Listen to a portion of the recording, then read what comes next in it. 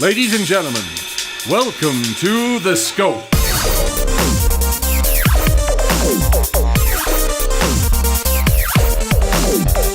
And now, here are your hosts, Jared, Adam, and Shane.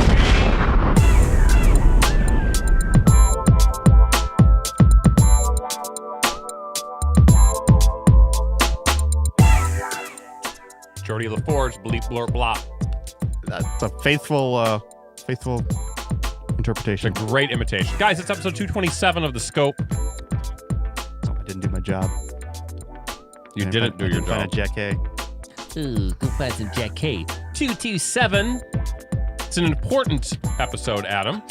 Oh, there's Jackee. Why is it an important episode, Shane? Because it's 227.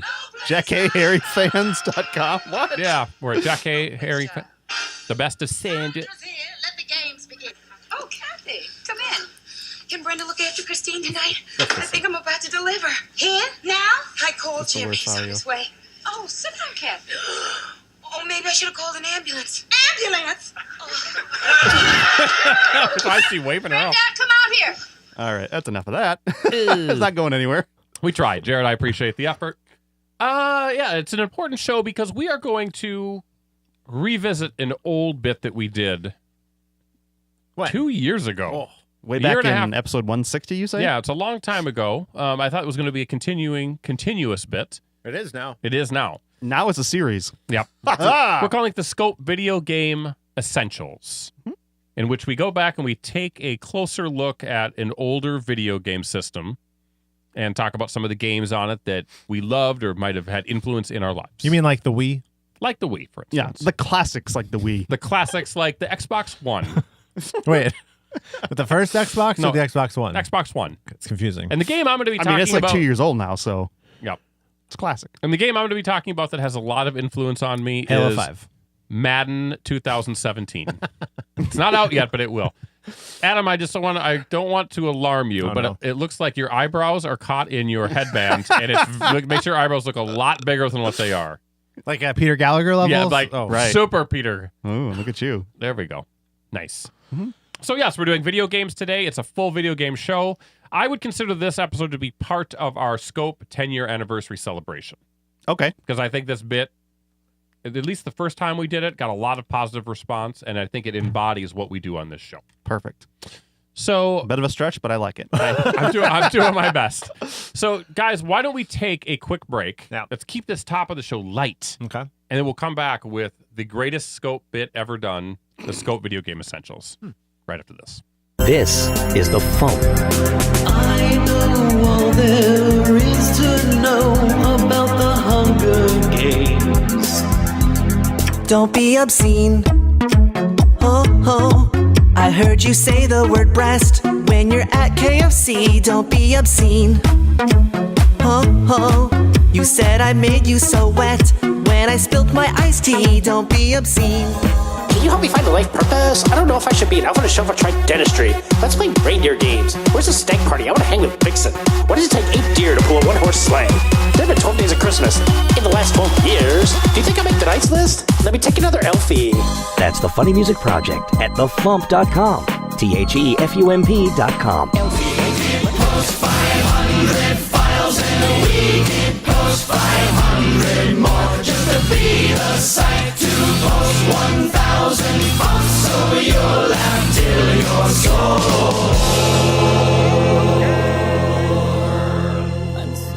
40.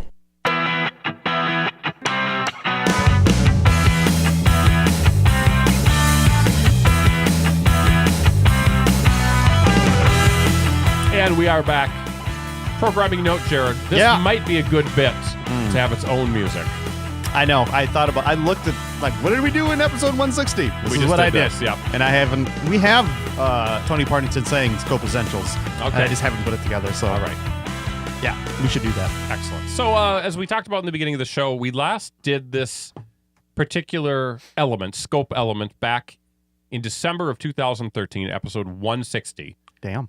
If you don't remember, we talked about the Nintendo Entertainment System, and we each talked about 3 games that meant something to us. Didn't necessarily mean they were the best games, but something that had... They were the best, though. Yeah, they were the best. For the record, Jared, that's 9 games if you're into math. 9.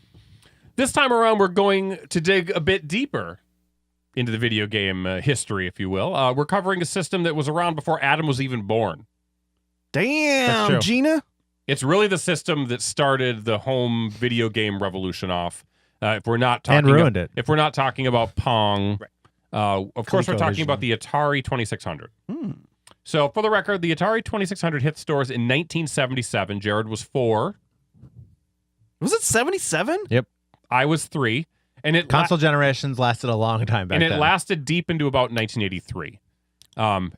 FYI, it was initially called the Atari VCS. Video computer system. Yes. In the 2600 part was added in 1982. And at the time, if you could order things through catalogs, which people don't know what those are, but like Sears and JCPenney and Ward's would have people these don't know catalogs. what those are. What's that? People don't know what they those don't know what stores those are. things are. And Sears had its own Atari system. I can't remember what it was called, but it was named specifically for them. It was the same thing. It just had a different name on it. The system was bundled with 2 controllers, 2 paddle controllers, which are like the little round twist knob things. Sears Telegames 2600. There you go. And a game. Initially, it was Combat. Eventually, I believe it was changed to Pac-Man later on. The cost was steep back in 77. It was $199. And in today's dollars, that would be $750. Jeez. It's a if you adjust for Oculus inflation. Rift right there. There you go. It was a success, not an immediate success, but it was a success. It sold around 30 million units. There was a couple different styles Jared's sort of going through, but the main style was that people always remember is the wood-grained panel situation. That was fairly early, but later on it was switched to an all-black called the Darth Vader, and that was done in 1982, I believe. Look at that.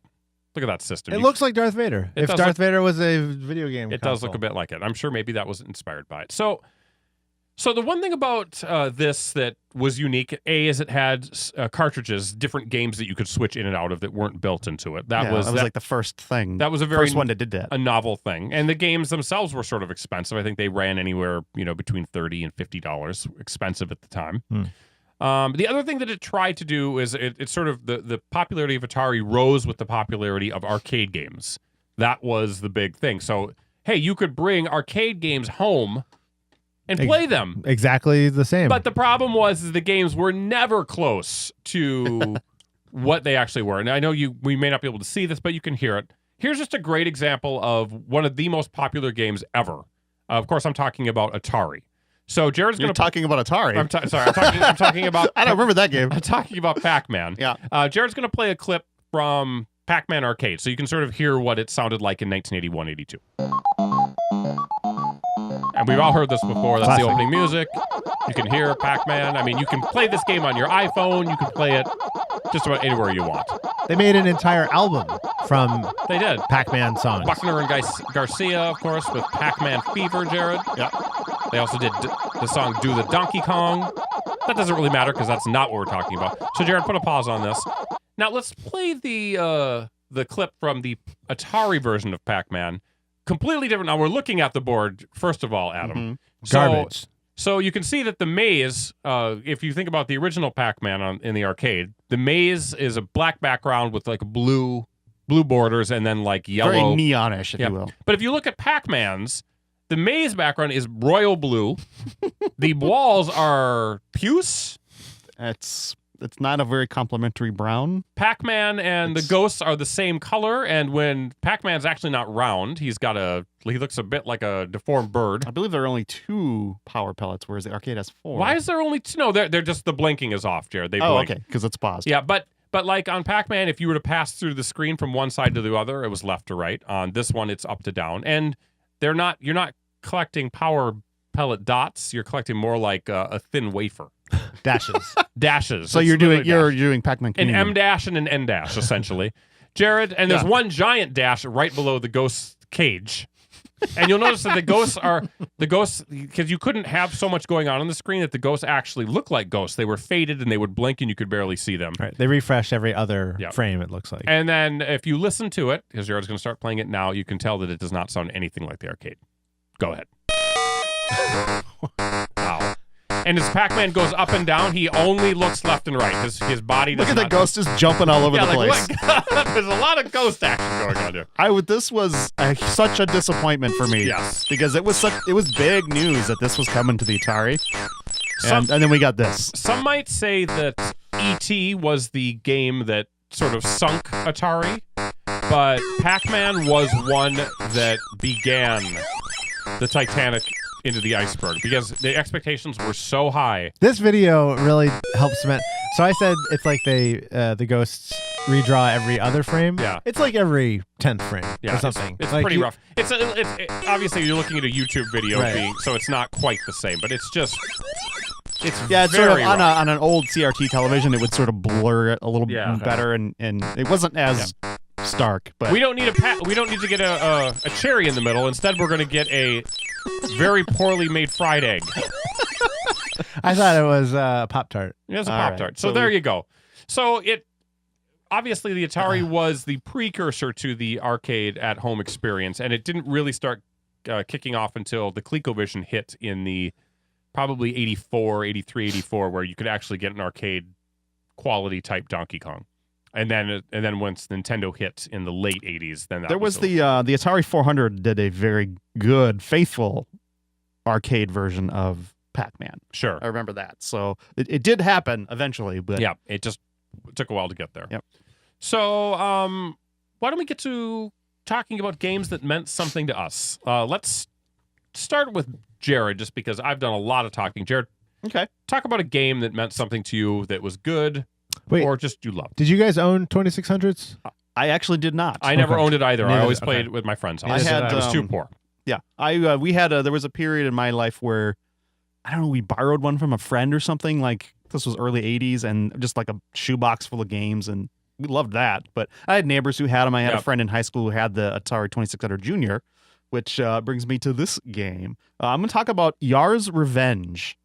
This was one of the games that I really remember, and we played a lot of this, my friend in high school. I mean, this would have been like mid to late 80s that I played this, so it was actually years past its prime. But I'll give you the little synopsis of what the game was supposed to be about, and I'll play a little audio while we do that. So this game, the hero, a Yar, is an insect-like creature who must nibble or shoot through a barrier in order to fire his Zorlon cannon into the breach and destroy the evil Quotile? I don't know, which exists on the other side of the barrier. The Quotile can shoot the Yar even if the barrier is undamaged by turning into the Swirl. Unfortunately, or fortunately, the player is warned before the shot is fired, and he can retreat to a safe distance to dodge the enemy's energy blast. The game also has a safe area, the neutral zone, where the pursuing enemy torpedo cannot harm him. The Yar cannot shoot from the neutral zone. This game came out in May 30th, 1982. So it's, a series of squares and a vaguely insect-like thing, and you would just go around the screen and try to shoot this barrier to get to the main bad guy. I'm watching this, and I still don't understand how it's played. Yeah, I mean, it's very simple. Yeah. Like, why is that barrier there? I don't get it. I don't know. I guess you could eat it, too, with insect. I think you blew it up there. I don't know. For whatever reason, I really enjoyed playing this game, but, it was probably pretty high-tech as far as Atari 2600 games. Oh, there's the swirl. I saw it. Yeah, this came out in 82, so it was, midpoint or, they had sort of figured out what they could do with the system, and, yeah. Anyway, a lot of the sound is nothing to write home about. I think he can shoot on one side of the barrier.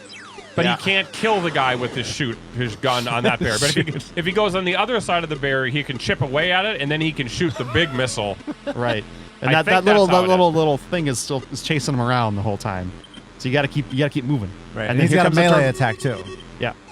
Anyway, that is Yars Revenge, ladies and gentlemen. Another game I will talk about this was my first exposure to Star Wars video games. And, of course, I'm talking about the Parker Brothers' Star Wars, The Empire Strikes Back. Isn't it beautiful?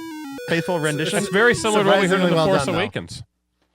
So this game was pretty much just the Walker assault on Hoth. There was really nothing else to it. Yeah. It came from Parker Brothers, which I guess I don't remember them doing video games. Maybe this was the only ones, but They did a bunch of Star Wars Did games, they? Jared. Yes. okay. It's not an A-wing, right? Land speeder. It's a snow speeder. T-47 airspeeder / snow speeder. That snow speeder has way better agility than I remember them having. So yeah, so it's a side-scrolling thing. You basically have, your snow speeder attacking walkers, and there's sort of one spot where you can hit them, like on their chin, basically. And you would just fly back and forth, try not shoot to that die. one pixel. And there's like a little radar scope thing at the bottom that sort of tells you where the walkers are. Sorta. Sort of. It seems like they're sort Apparently of. you can land to get health, Jared. I didn't know that. I was never very good at this. No. But this was one that I played, at a friend's house. They also had an Intellivision, but we played this an awful lot. So this came out at the end of December 1982. All my games came out in 82. This came out almost 6 months before Jedi came out. The interesting thing here is that at the age that you are when this comes out, Jared's 8 or 9. I mean, to have any sort of Star Wars experience at home is amazing. Yes. I mean, this was the greatest thing in the world to be able to do this. Yeah. Even if You the felt like you were gameplay playing was the movie. The gameplay was so limited, and obviously, snow speeders couldn't shoot down. Obviously, we've got the Force power up right now because the music is playing and the ship is flashing. So there we go. There you go. Empire Strikes Back from Parker Brothers on there. The last one I'm going to talk about is from Activision, and it's called River Raid. And I'm going to set it up with the super awesome commercial for the game that I remember this commercial vividly, and it made me so excited to play the game. Yes. So here we go. We have no choice. He can't turn back. River Raid target has zero. Under control. Approaching airspeed. Way to go. Taking West Canyon. Good call. Fuel critical, sir. Choppers at 3 o'clock. Roger, I copy. Driver's close. You still like Wexel? No, he'll decide that. Fuel critical, sir. He knows that. So he's off for the East Canyon. Negative. That's a trap. River Raid to home sweet home and River Raid. Can you make it? River Raid, can you make it? You copy? It's only a game. River Raid. For Only the a Atari game. video computer system. Designed by Carol Shaw for Activision.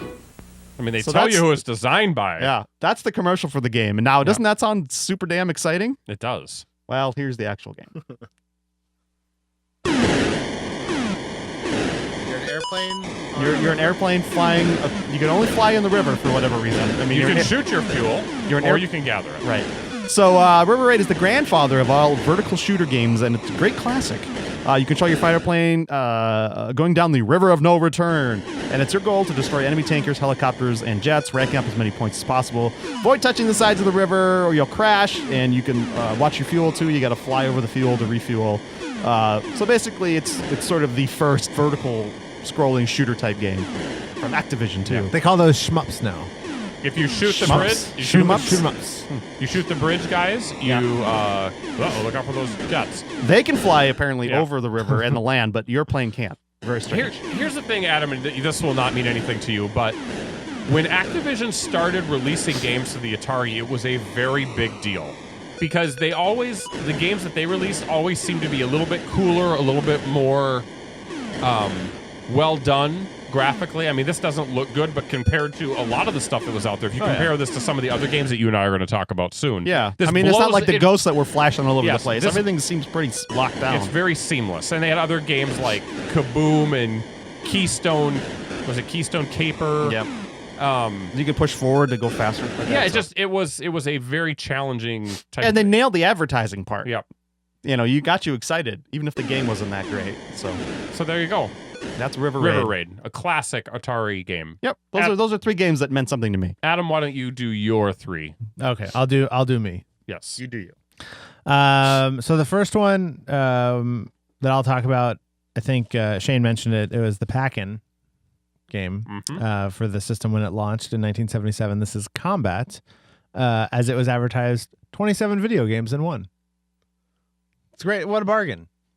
They're all basically the same take on ship to ship combat. Guys talking. Trying to find some sound Yeah, for you. I mean, go ahead. You just keep going. Combat was almost like Pong in a way. Yes, in because you fact, had one of the 27 games is Tank Pong, where it's just Pong, but you are controlling 2 tanks. So yeah, basically the game is maybe you remember it most as the tank on tank combat. Yes, this is what the tanks sound like.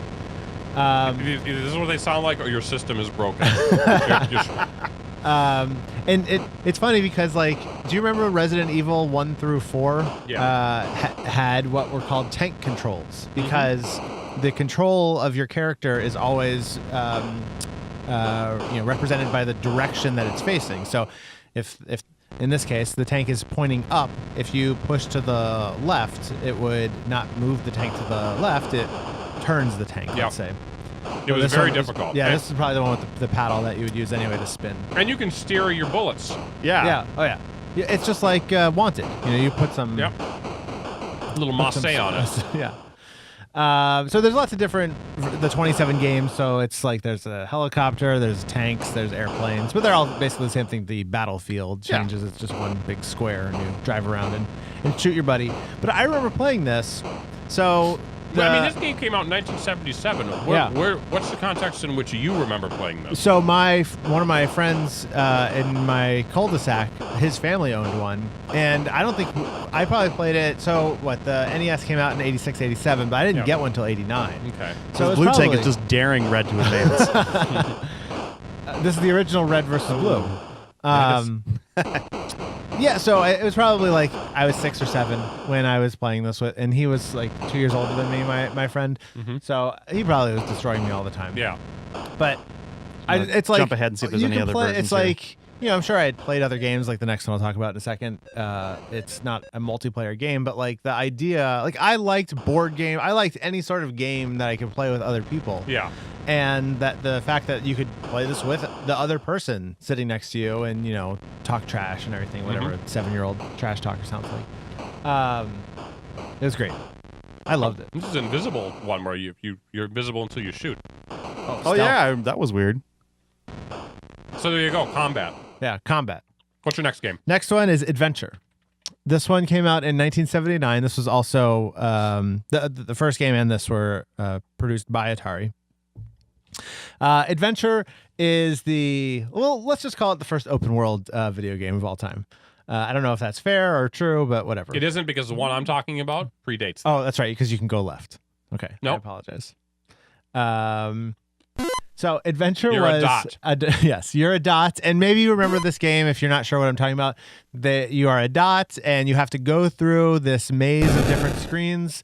There's dragons, there's keys, there's castles. They're all different colors. There's a sword, which is really just an arrow. So you can only carry one item at a time. Is that how it works? Yes. Oh, dragon's dead. Yeah. This game I remember playing at my friend's house, and I remember we beat it. Surprise dragon. I don't know if it was me that beat him or my friend, or we just did it together, and then we could never recreate it. Like, there's an obvious pattern here, right? And there's probably like not more than, let's say, 27 screens. Yeah. That exist. I'll take your word for it. Yeah. But it's like, find the black key, it opens the black door. Go in the black door. Find the blue key, it opens the blue door. And like you just kind of do that. Yeah. But in order to do that, you go, through these screens, and it's a maze, and you forget where stuff is. And anyway, you've got a bridge. So we beat it one night. I remember, like, we stayed up till way past our bedtime, so like 11, let's say. We beat it. Could never do it again. We tried for, I want to say, years. I don't really know if it was true. I want to read this review to you. So first of all, it got 5. I like how the dragon's body just hangs out there. I'm dead. Uh-oh. This is the final boss. That was level 1 playthrough is what that was. And it's over. That's the game. $50. Thank you. All Game gave it 5 stars. So great. In the year since, it's received mixed reviews, but immediately after its release, it was generally viewed as more positive. Bill Kunkel and Frank Laney in the January 81 issue of Video magazine called Adventure a major design breakthrough and said that it shatters video game conventions such as scoring and time limits. Yeah, no scoring. it's like it's a totally different thing. I mean, right. And it's weird how the limitations of the game, of the hardware. I mean, you were literally removing a key and a dot. Right. But it's almost like this weird conceptual thing, like graphic elements boiled down to its basest element, how I mean, they're doing it out of necessity, but nowadays, designers will design games because they want to do it, because they can do it that way. It doesn't mean it's a great game, but it's just something of note to think about. Yep. My last one, real quick. It's not that dissimilar from my first one, but Joust. Again, it's another game that I remember playing just so much with my friend in my neighborhood. And Joust is actually the precursor to the original Mario Brothers game. In a lot of ways. It's a single screen. In Joust, you fly around on a flying ostrich. Yep. It had weird things with it. Like it had momentum. Yeah. Inertia. Could not have been. It had to have been pretty difficult to get that to work on that meager hardware.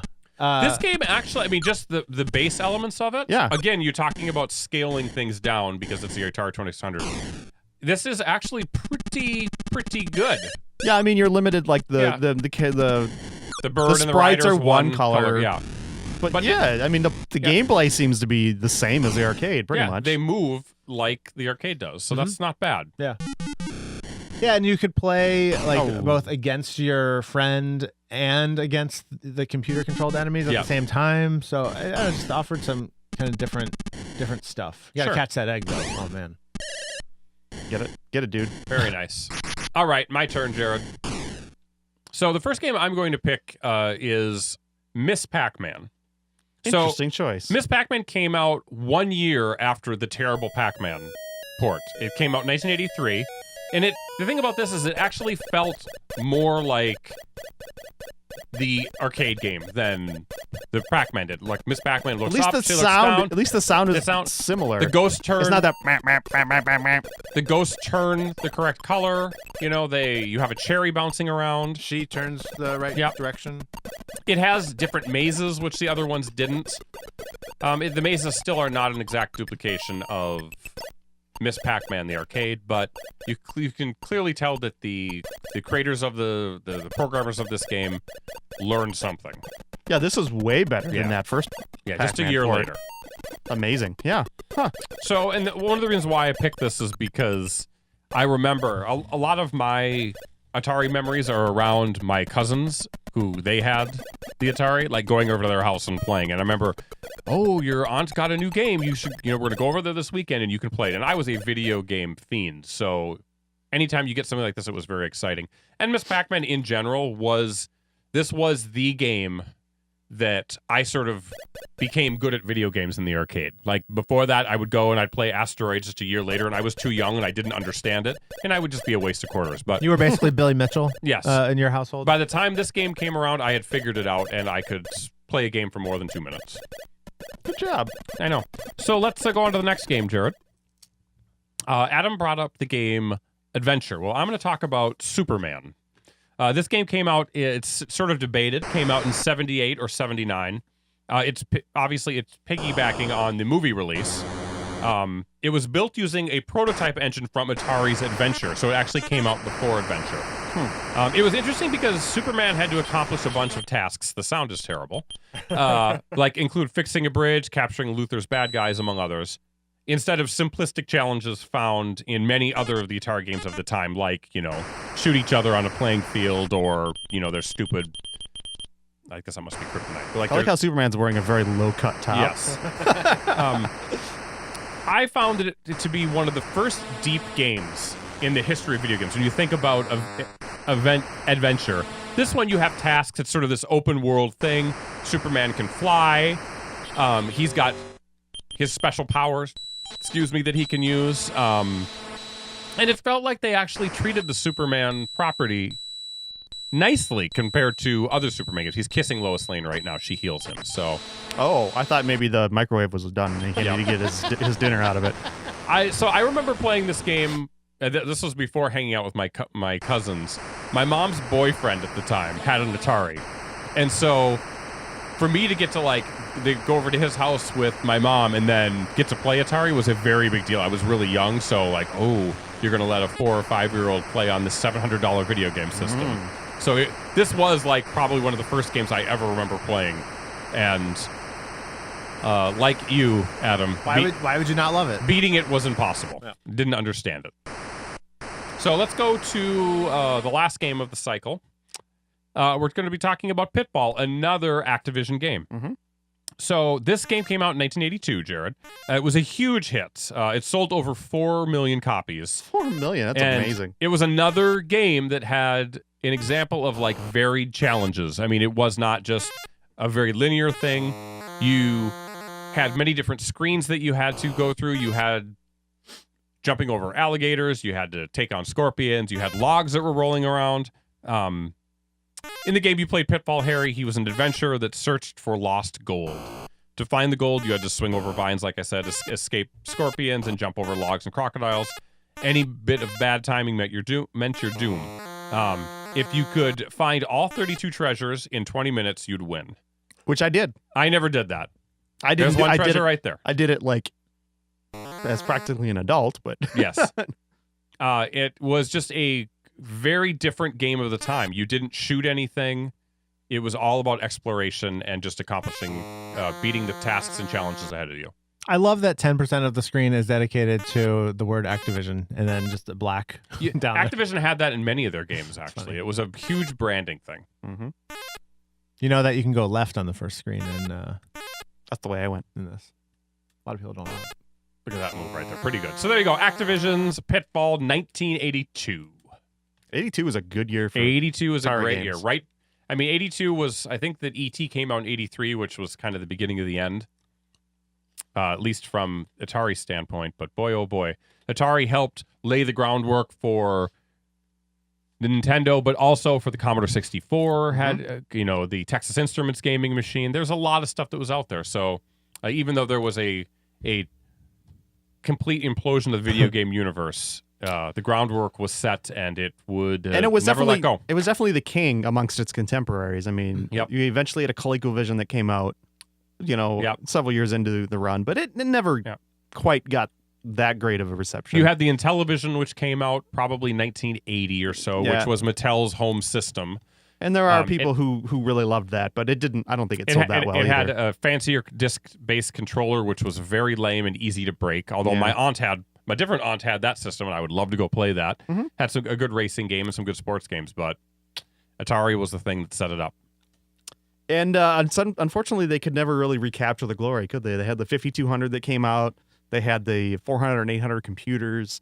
But later on the Jaguar and the Lynx, I guess they had some decent success with. But they could never really recapture the golden age that because I don't know if it was just because they didn't do well enough, or it was because they always were looked at as the sort of company that created and then destroyed the industry, at least in America. I don't know. I think that's a lot to do with it. So there you go, guys. Scope Essentials Video Game Edition Atari 2600. We will definitely be revisiting this bit with more retro video game systems in the future. So let's take a quick break, and we'll be back with coming soon. Look out for the laser! It's the scope. Under the scope. So here we are back with the scope. We are back with Under the Scope. And we are back with Coming Soon. Tried to do a little sideways on it. I like it. Didn't work. Okay, Adam. Yes. Please tell us what is coming up in the world of pop culture. All right, we've got music from The Falcon. Don't know. Gwen Stefani. Gwen is back with a solo album. She's married. Did you hear that No Doubt, the entire band of No Doubt, is recording a new album with a new lead singer without her? No, I had not heard with that. a different name. That seems like a waste of time. Are they called No Doubt? No, I think it's just the players of No Doubt and a male singer. They should call it Without a Doubt. Oh, nice. That doubt, Gwen Stefani. Gone. Go ahead. Hooverphonic, Iggy Pop, Red Foo, Soul Asylum, Underworld, Violent Soho.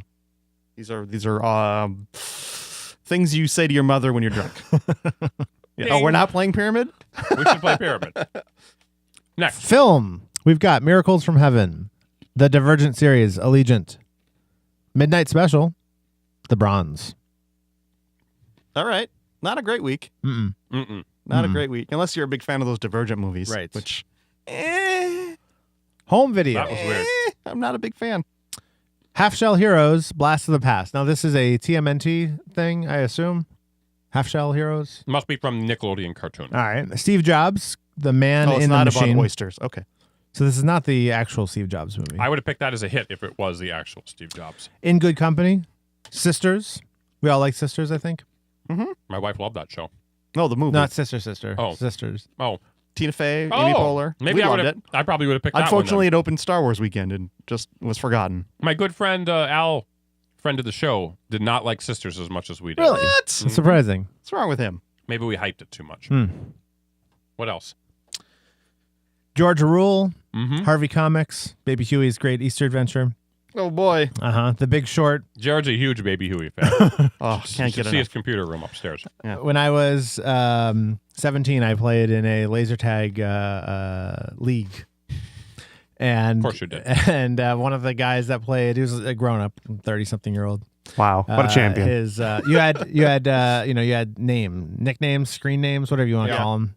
His was Baby Huey. Wow. Adam has it exactly right. Thank you. Video games. We've got EA Sports UFC 2. Mm-hmm. Not to be confused with UFC 1. No, that's the old one. It's one less. One less. Need for Speed for PC. Yep. Came out for Windows or for PS4 and Xbox One a few months ago. Did not Still get good a thing, reviews. Huh? Still a thing, Jared. Even after that movie. Mario and Sonic at the Rio 2016 Olympic Games. Yep. Where they all get sick by doing swimming events. Because the water's polluted. Right. I see what you're saying. And then I thought they were going to fix it. Guess not. And then this is called Pokin Tournament. That is the name of this game. I thought it was Pokemon Tournament. It is, but here, look.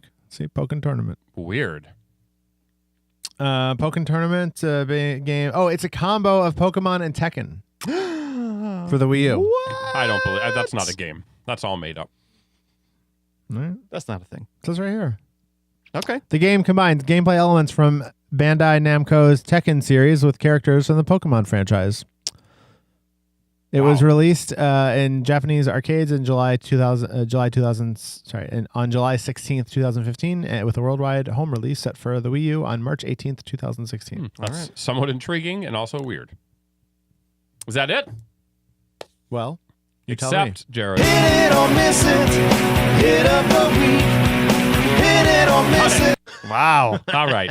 This time it's my week, and I am doing a solid miss. You going with the long one? Okay, go ahead. We haven't done a long one in a long time. I am speaking of another movie that took on The Force Awakens. I don't know how it did, but I'm going to say terrible. I'm talking about Alvin and the Chipmunks, The Road Chip. Even my daughter didn't want to see this. Wow. Although she does like Fuller House.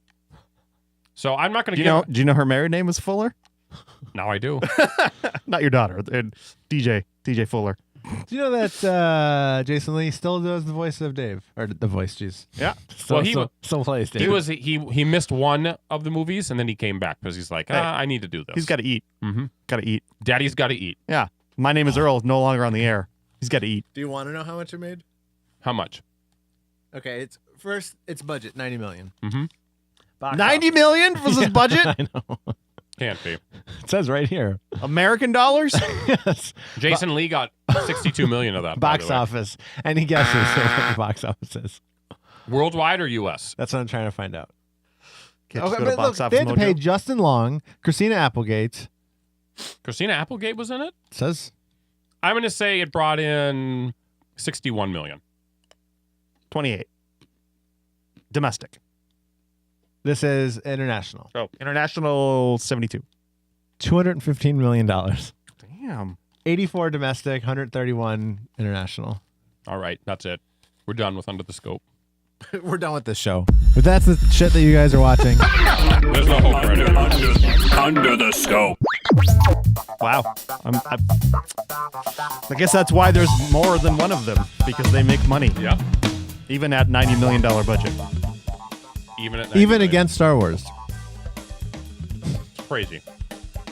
Jared, All right, yeah. wrap this trip up here. Already? Oh, I gotta say stuff, don't I? Yeah, that's what Yeah. Okay, so we talked about the classic Atari 2600. This is your chance to chime in with what your favorite Atari VCS/2600 or telecomputer 2600S, if you're a Sears fan, what your favorite games were for the system. Make sure you call us at 612-21-SCOPE. That is 612-217-2673. And if you can manage to call in and have sound from your favorite game playing in the background, then kudos to you. You can also email us at comments@thescopeshow.com or hit us up on social media, Twitter, Facebook, Tumblr. All those links are at the scopeshow.com website. Or you can see us. Maybe you'll see some clips from these games. Depends on how enterprising I feel like being in the editing. But you'll definitely hear them over on a YouTube channel. It's youtube.com/thescopeshow. Rumor has it you have a full week to work on it. Rumor has it. Isn't that a song from someone like Adele or some shit? Anyway, I like the mouth trumpet.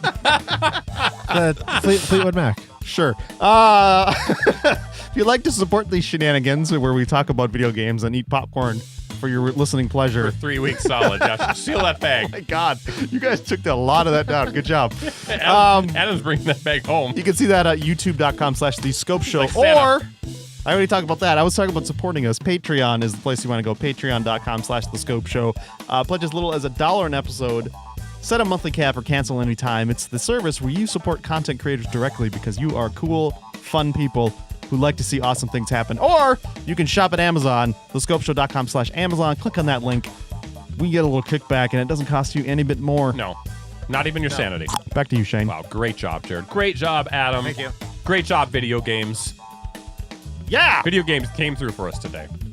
Yeah! So guys, we got a break next week, but we will be back after that with a lot of scope with Jared, Adam, and Shane. So let's do it.